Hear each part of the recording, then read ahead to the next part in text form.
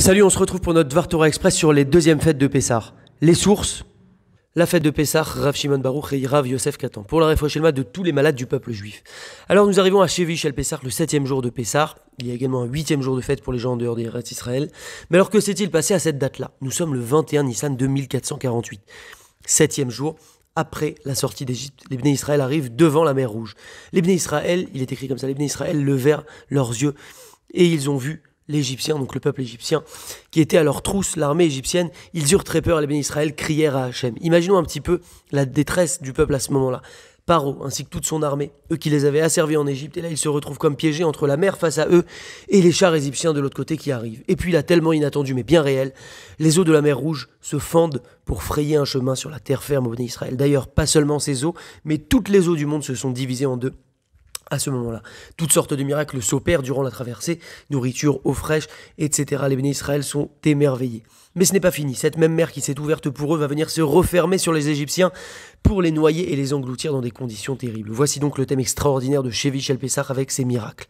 La traversée de la mer Rouge est d'ailleurs un sujet que l'on rappelle plusieurs fois par jour dans nos prières.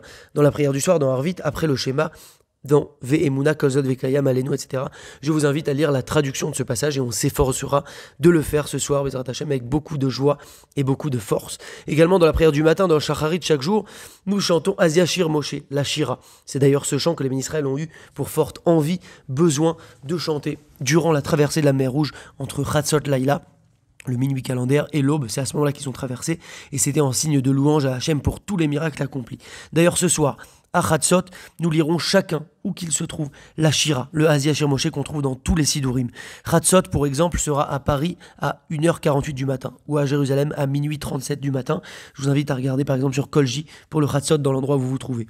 Le Yesod Veshoresh Avoda nous dit que de réciter le Asia Shir Moshe, peu importe quand, tous les jours en général, avec une joie intense, nous pardonne de toutes nos fautes. Ce moment, ce soir, c'est un moment de Het Ratzon, un moment très élevé. La nuit de ce soir est un moment d'acceptation de nos prières, une occasion à saisir. Un jour, un homme a demandé au Rabbi de Lubavitch le sens de ce qui est dit, que le fait que la nuit de Shevi Shel Pessah, les portes du ciel sont ouvertes. Le Rabbi a répondu qu'il n'y a pas de gardien aux portes ce soir, et donc chaque juif peut demander tout ce qu'il souhaite.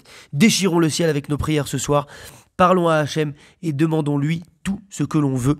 Il n'attend que ça. Pessah, Kacher, Vesameach, Chazak.